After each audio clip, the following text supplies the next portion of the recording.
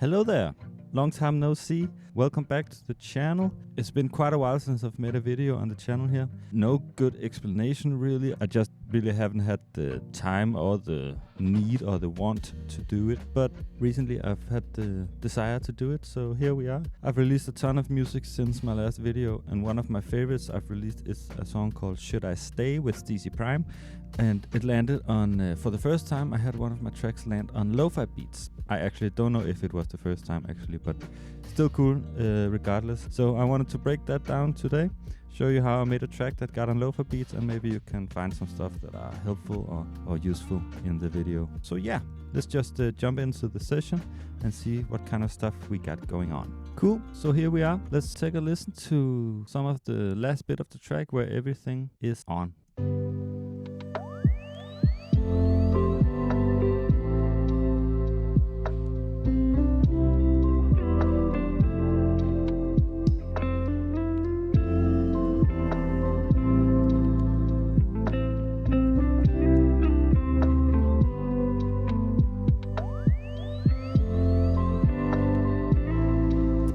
Super cool stuff. Really like this track. So yeah, let's dive in. The main harmonic element in the track is this piano right here.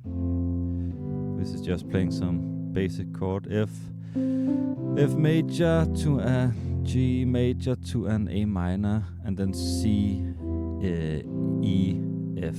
So an F major, a G to an A minor, and then some leading tones up to a C major and an E minor, to an F again, and then F, E minor, A minor, and then C and G. Cool stuff, if I do say so myself.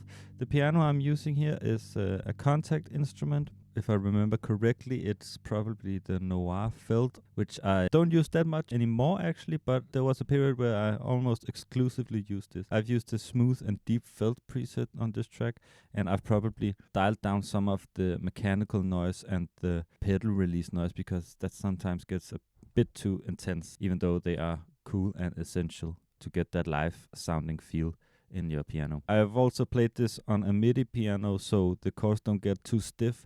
And I know not everyone can play piano. I'm fortunate enough that I've had some education in piano playing, so I've got the basics down and can play stuff like this. But if you can't do that and only have the option to like draw in the note, Ableton has some really cool features to make it a bit more lively and a bit more human. Like the randomizer down here, if you select all the notes in your chords or your piano, you can press the randomize option here, and then it will randomize all the velocity, and you can set how much you want it to randomize. The higher the number, the more random it will get. The lower the number, the less random it will get. You can also press over here on the left, press humanize, and that will shift where the piano notes are played, so they don't come all at the same time. They're like staggered a bit.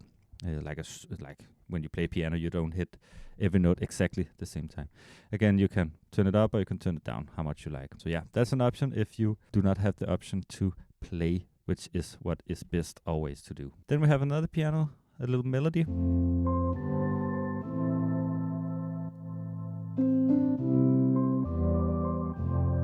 Just some octave stuff. I use stuff like this in almost all of my songs. Some octave piano playing, just playing some of the chord tones. Really beautiful stuff, actually. I haven't heard the song in quite a while, actually, but I really like it. Again, I've used the same piano, and then I've used also on the other track, I think, on the chord, I've used Tape LOFI, which, again, if you've seen some of my other videos, this is a plugin I use like all the time. It was once free. I don't know if it is anymore. I got it for free. Preset I always go to is this Rhodes Warmer preset. Then I have an echo on it. A stereo delay, and then I have quite a long reverb, almost 7 seconds of decay time, and very high mix. And then I have an auto filter, just taking out some of the high end, and then an EQ taking out some of the low end. If I were to mix this track again, I would probably keep the high end on, but let's keep it as it is.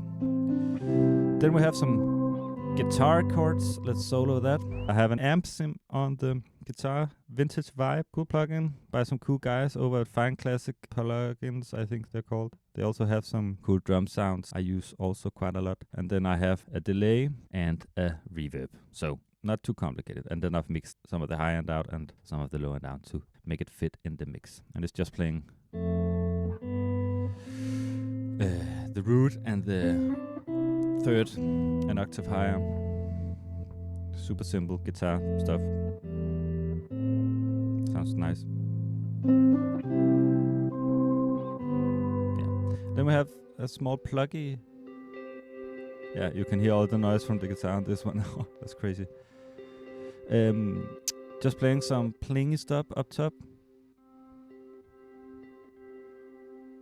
Repeated, and I have one playing in the right ear and one in the left ear to get it stereo-y. And they're playing two separate things, so it's not playing the same thing, but that could work also if you did that. On it, I have some vintage vibe again, the amp sim, then an echo delay, reverb, auto filter, taking out some high, probably to remove some of the noise, and then taking out a lot of the lows so we don't muddy up the mix. Then I also have some soothe on, I can see, just to tame some of the peaks. So already sounding really cool. Then we have a bass. On this one, I can see I didn't play it myself. This is a bass one shot. I've recorded myself. It's in a sample pack I've been working on for quite a while now. That I'll need to revisit and look over again, but coming out sometime soon. And then I have a CLA bass, which is also just an amp simulator with some chorusy effects and some distortion you can choose, and some sub harmonics you can add as well.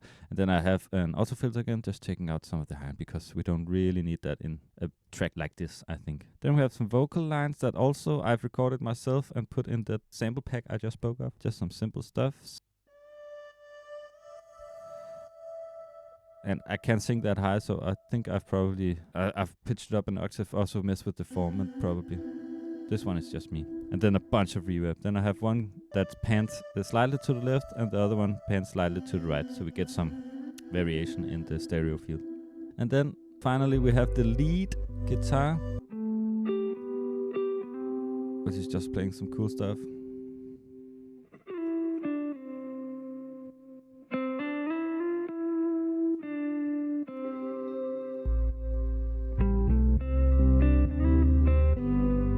Super cool, if I do say so myself. We have some EQ on it. And then we have, again, the Vintage Vibe amp simulator, which I used a preset called Country Twang on this one.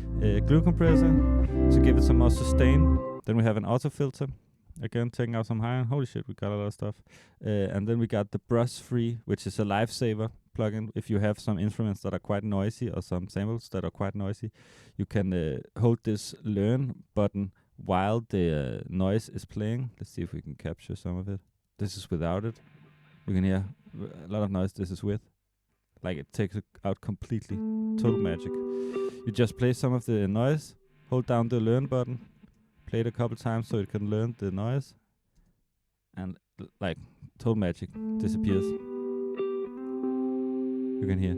It also, the negative of it is it takes out some of the high end in the guitar, but yeah, I don't really care too much about that because I make sleepy lo-fi and I don't need a lot of high end in my stuff. Then we have an reverb and an auto filter again, and then we have an EQ taking out some of the peaks I can see that were apparently annoying to my ear. The thing I do sometimes, if I can't quite put my finger on where the frequency is that annoys me, I take an EQ, bring the Q up all the way, and then I press this little headphone icon. Then you can search for frequencies that are quite annoying. I found one around 1K. Yeah, if you can hear. Yeah.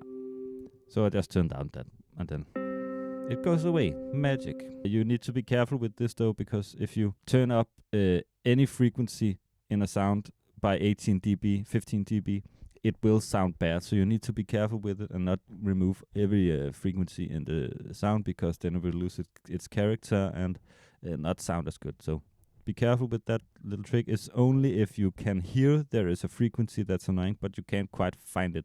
Then you can do the searching. So that's the stuff I did for the track, and I sent that over to Steezy Prime, legend in the lo-fi biz, and he sent back some drums that sound like this.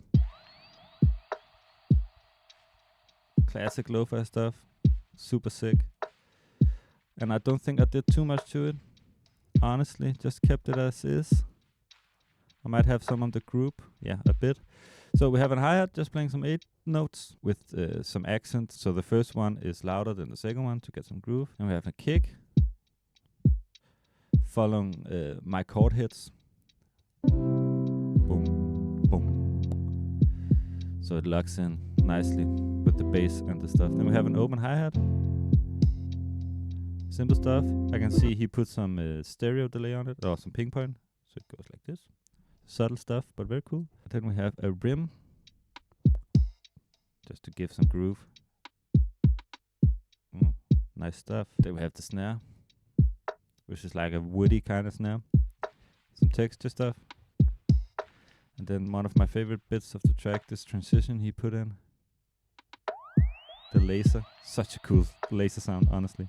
The only thing I did to the track I can see, or the drums, is put in a little drum fill before the drop.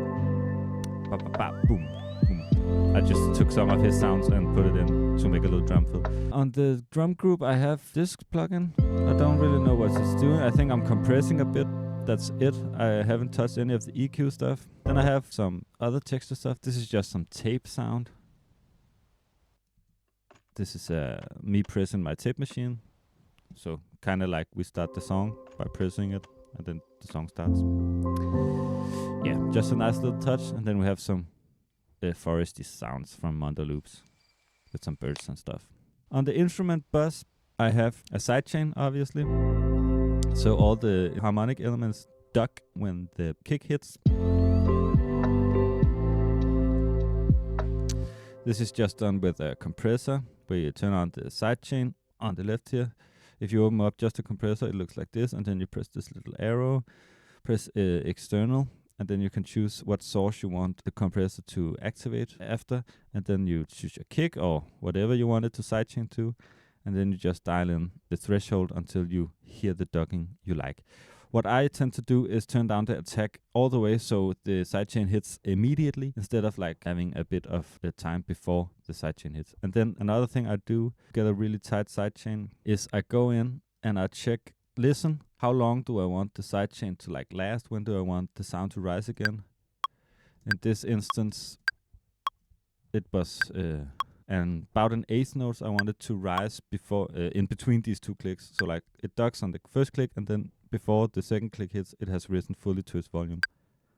So I just highlight this amount of time I want the sidechain to last, and then hover my mouse over it, and then at the bottom here, in a minute you can see it, on the bottom left side of the Ableton project, you can see the duration of how long this is in milliseconds, and I can see it's 29 milliseconds. So I actually doubled it for this. You can see it releases 58, and that is the equivalent of 1 beat. So what I'm trying to explain is I'm instead of just leaving the release at whatever it is when you open the compressor, I look at how long a beat is in the track in milliseconds, and then I adjust the release to that amount of milliseconds, so it like grooves better in the song, I think. But it also probably sounds fine just to leave the release as is, but I like to do just a little bit extra. So yeah, that's all of the stuff. On the master, let's not go too much in depth. I have a TDR Nova, which is a really cool dynamic EQ, which is free, just taming some of the low end ducking when it gets a little bit too intense. Then I have this guy, which I don't really use too much actually. Kind of complicated looking. I think the only thing I've done is like turned up some of the high end. You can see here there's a little bit of an EQ shelf around 6.8K. Boosted it, not even 1 dB I can see. Oh, actually 3 dB. So that's all. Probably also a little bit of compression, and this plugin itself probably also just brings a bit of vibe and sound. Then I have an tape machine emulator, which I also use quite a lot. Then I have an saturator. And then this guy I do a lot stuff with called Widener. This is an audio effects unit I've made myself, where I separate the mids from the sides with the utility plugin. And then I can affect the sides with a bit of saturation, or I can turn up the sides to make it a little bit wider. So this is without. And then with the Widener, where I saturate the right and left side, you can hear it gets a little bit wider when I turn it on. Just a little subtle. you can do that with stock plugins as well. Just audio effects unit makes 2 tracks with a utility plugin on each, and then just make one of them completely mono and one of them only the side, and then you can just use the stock saturated from Ableton if you want. I used one called Black Box on this guy. I could have used the Ableton saturator and just saturate the sides a bit, then it gets a little bit wider. Then I have a little bit of saturation from Decapitator and a glue compressor. It's soft clipping. I've put up the makeup gain a bit, so just clipping a bit of the high end, and then of course some limiters. And that's it for the track. I hope you enjoyed the video. I hope there was some stuff that were useful. If you did like the video, maybe consider subscribing and liking and commenting. That would make me a very happy little boy. And yeah, I hope I can do some more videos in the future. If not, I'll see you in another year. But yeah, until next time, Merry Christmas and all that jazz. Goodbye.